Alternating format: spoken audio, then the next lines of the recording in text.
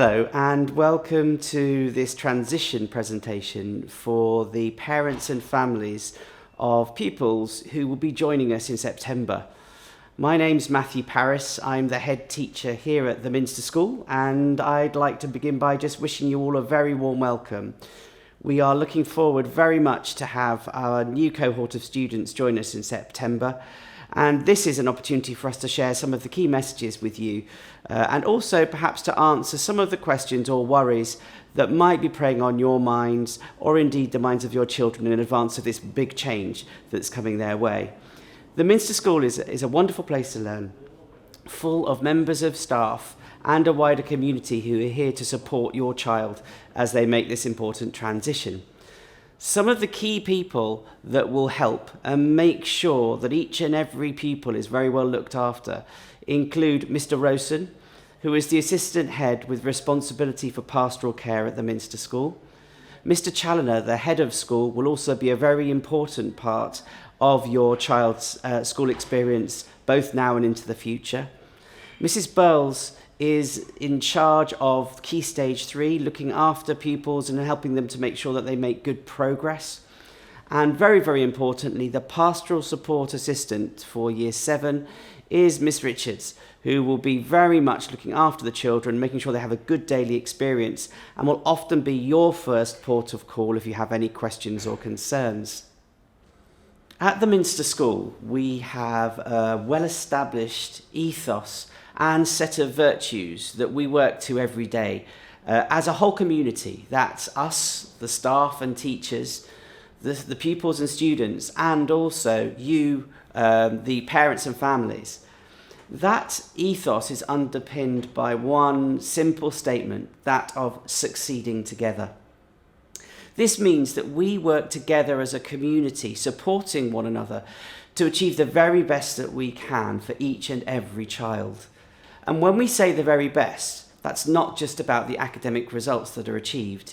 It's also very much about the spiritual and moral and Christian development of each child, alongside the breadth of experience that we're able to offer them, broadening their horizons, opening doors to the future. That statement of succeeding together recognises that none of us can achieve to the fullest of our potentials alone, but rather by supporting one another, we're able to achieve a great deal together.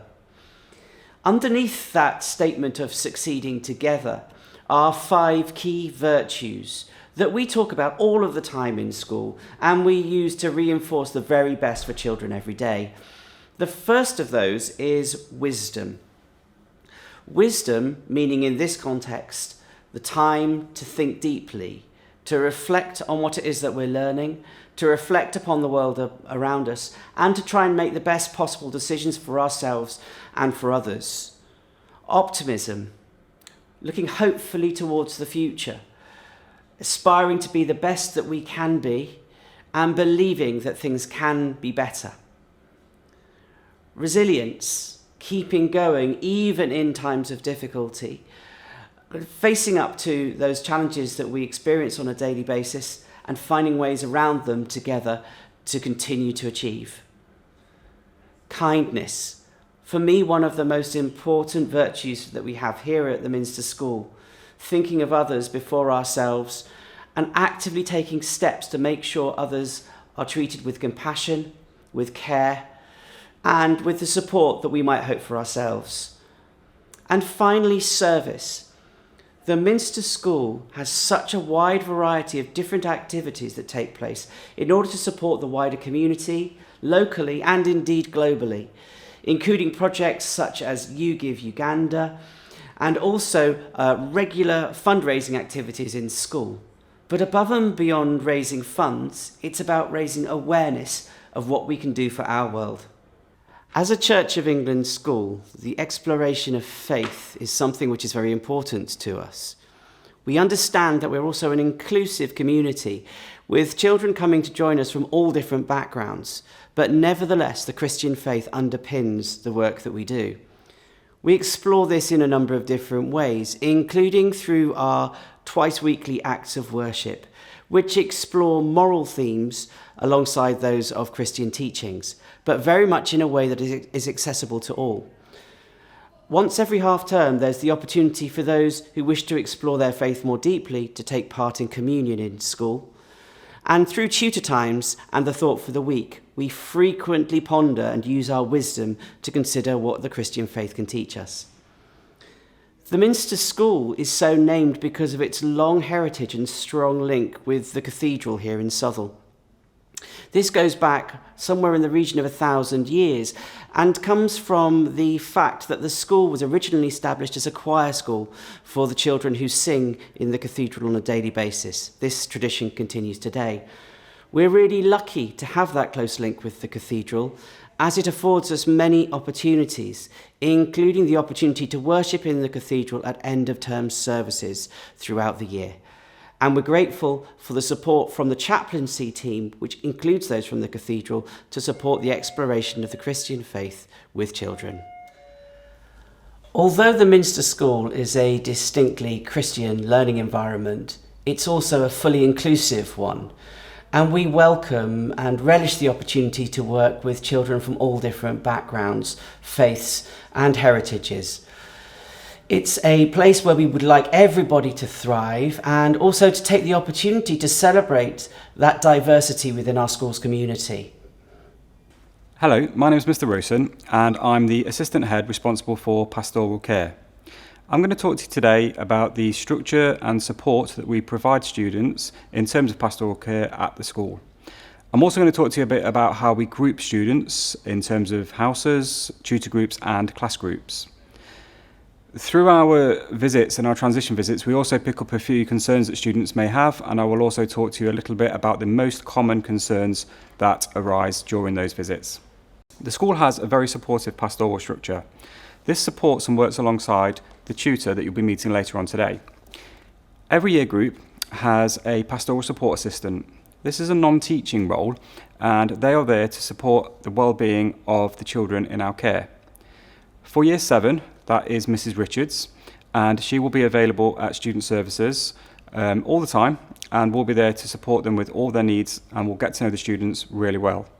Alongside that, they will have Mrs. Burles, who is the head of Key Stage 3, and will oversee the well-being of all students in years 7, 8 and 9.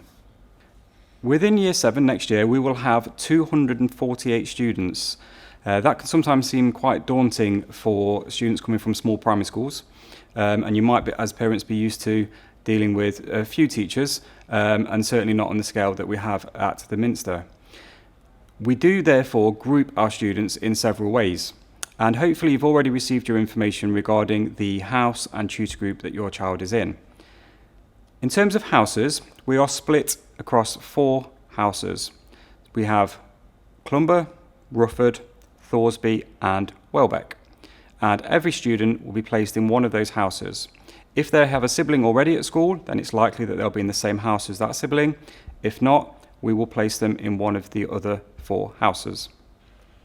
Within each house, there are 7 Key Stage 3 tutor groups and 5 Key Stage 4 tutor groups. The tutor groups are made up of Year 7s, Year 8s and Year 9s at Key Stage 3, around about 8 or 9 students from each year group. This means that the students will get to know some of the older students straight away, and some of the Year 9s will be there to support them in terms of getting them used to the school and answering any questions that they might have. It also gives that family feel to the tutor group in terms of welcoming them into the school. The purpose of the house system is to promote our ethos through a range of activities within school.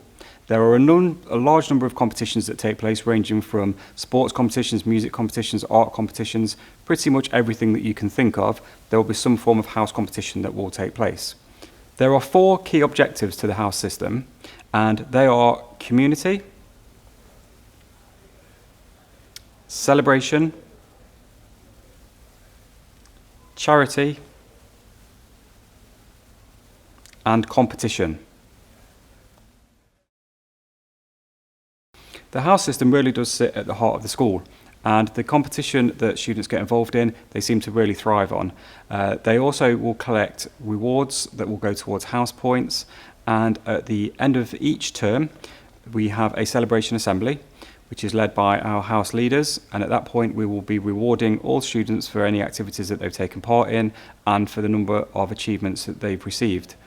And then at the end of the year we will award the House Cup for the winning house. That's often done through the event at the end of the year, which might be a sports event or some form of celebration event involving the entire school, and we all go out and we celebrate that winning house. As you can imagine, there is a lot of competition around the houses, and students are always very keen to find out what house they are in, and hopefully they've now got all of that information and they can start to collect their house points straight away when they start with us in September. The house system also denotes what tie or what colour house the students are in.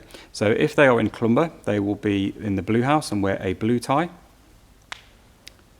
If they are in Rufford, they are in the green house and will wear the green tie. If they are in Thoresby, that's the red house with the red tie. And Welbeck is the yellow house and the students will be wearing the yellow ties. On the booklet that was sent out, it also said the tutor group that your child will be in. The tutor group becomes a really important group for your child. This is the group that they'll meet every single day. So they will have 3 sessions with them a week where they'll be together in a group, and they'll have 2 acts of worship a week where they'll meet together with others in their year groups. The tutor group will be a really important part of your child's integration into secondary school. This would be the group that they will meet every single day, that they will go have assemblies with or acts of worship with, and that they'll get to know really well.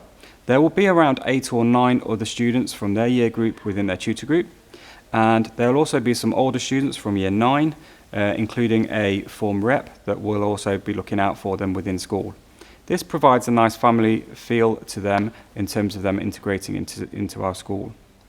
Within Tutor Time, they will have lots of activities to undertake, and this ranges from the acts of worship that they'll go to twice a week, and they'll also be doing things like Thought for the Week, which will be topical, and we'll get to find out information about things that are happening in the community as well. It's also an opportunity for them to take part in more house events and for them to get a real sense of community within the school. The final grouping is the teaching group. We split the teaching groups according to what house again they are in. So Thoresby and Welbeck go together on one half of the year group, and Clumber and Rufford go together on the other half. There are then 4 teaching groups within each half of the year group, containing around 31 students in each. So for example, Clumber Rufford will be CR1, and that will contain around 31 students. This is the group that they're likely to spend the most of their time with. So even if they haven't managed to get with their friends that they'd outlined in their tutor group, it's likely that they will be in their teaching group, and this is the group that they will spend the majority of their day with.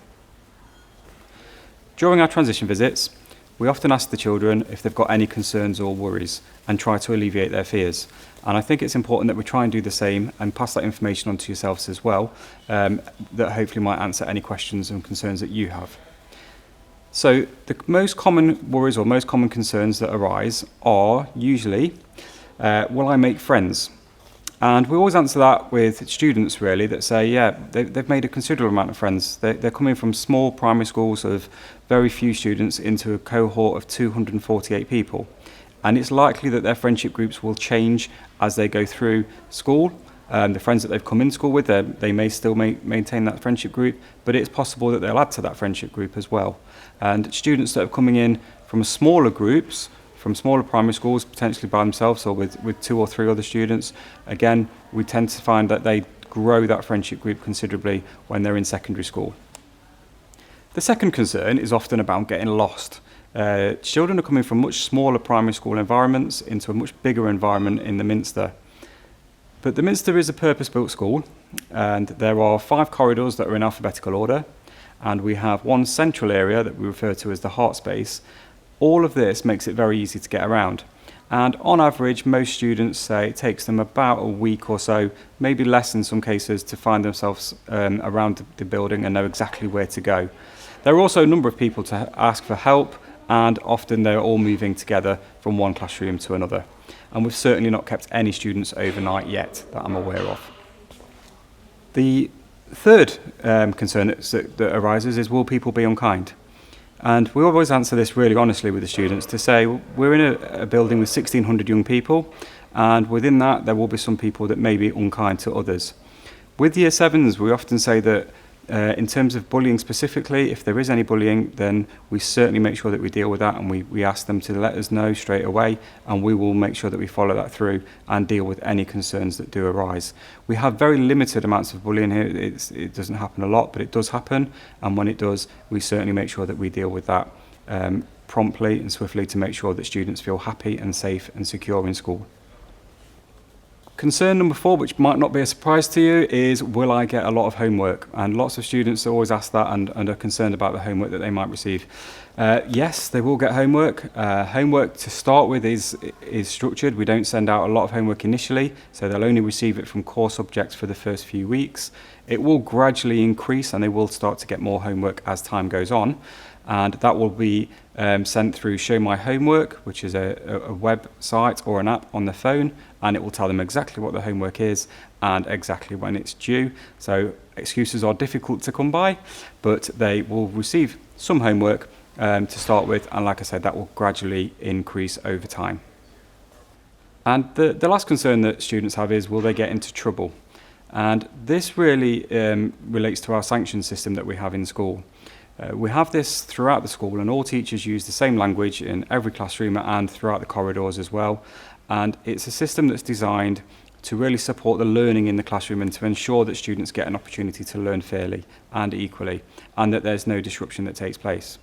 So the sanction system pretty much starts with the C1, which is there for any student that might be talking initially, and it's a warning. It isn't recorded, it's just the teacher saying it's time to be quiet and to get on. The C2 then would be if that was to continue. So after the warning, the students continued that behaviour and they've been asked to stop again.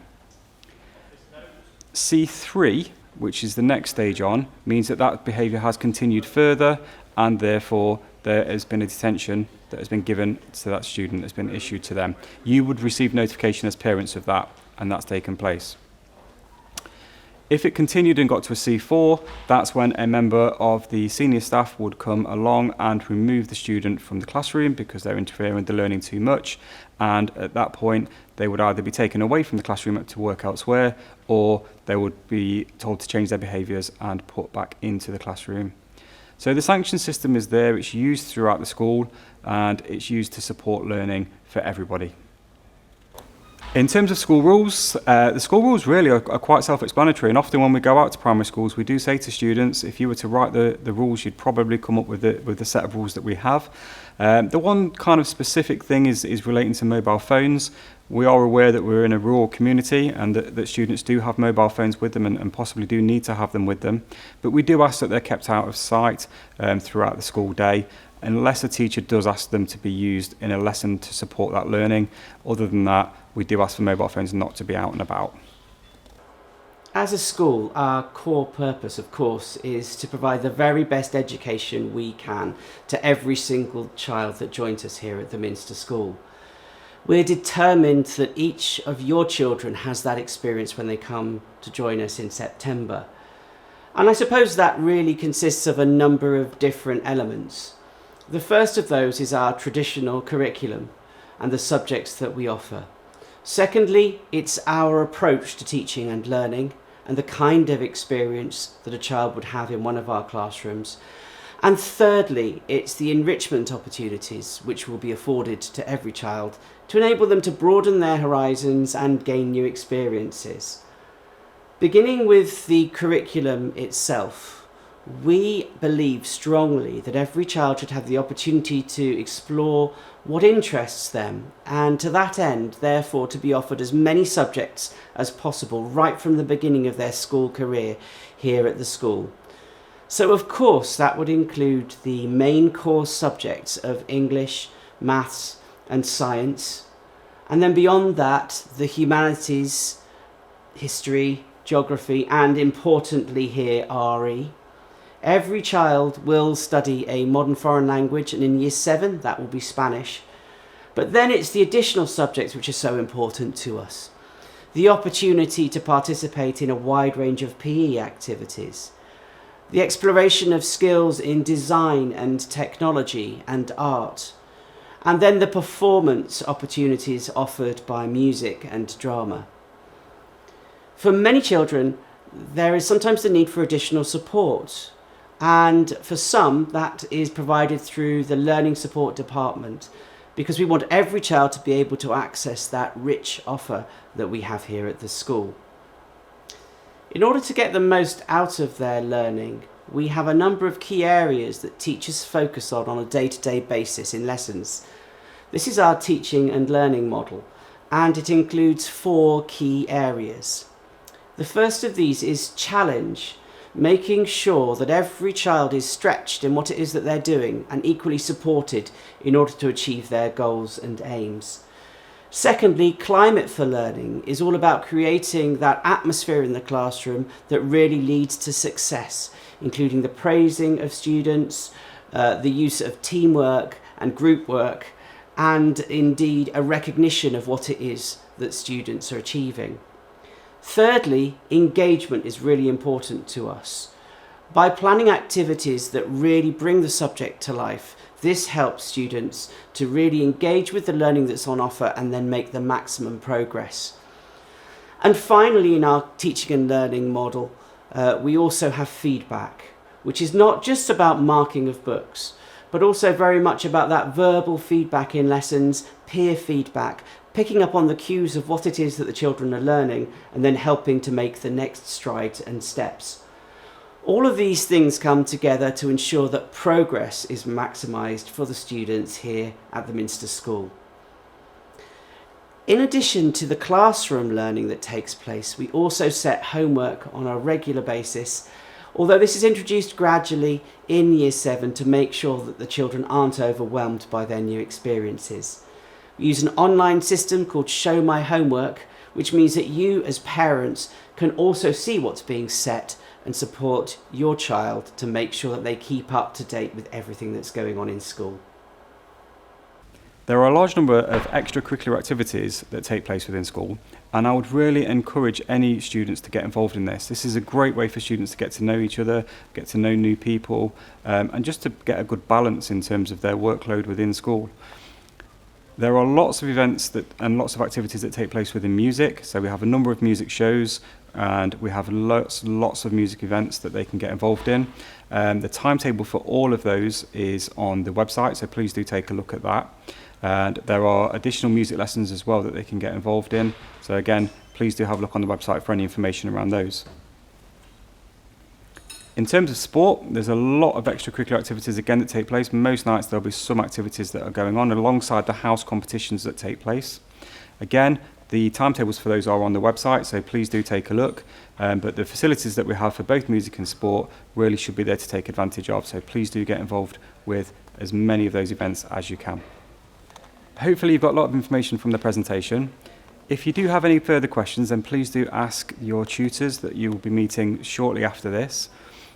If following that meeting you still have any further questions, then Mr. Paris and myself will be available, and the communication that we sent out said how to get in touch with us on that will be available from 6:30.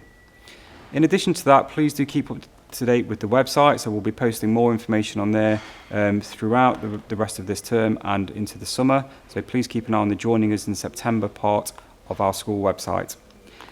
That's all for us to say really, other than we're really looking forward to seeing you in September, or seeing your children in September, and we hope you have a really good summer.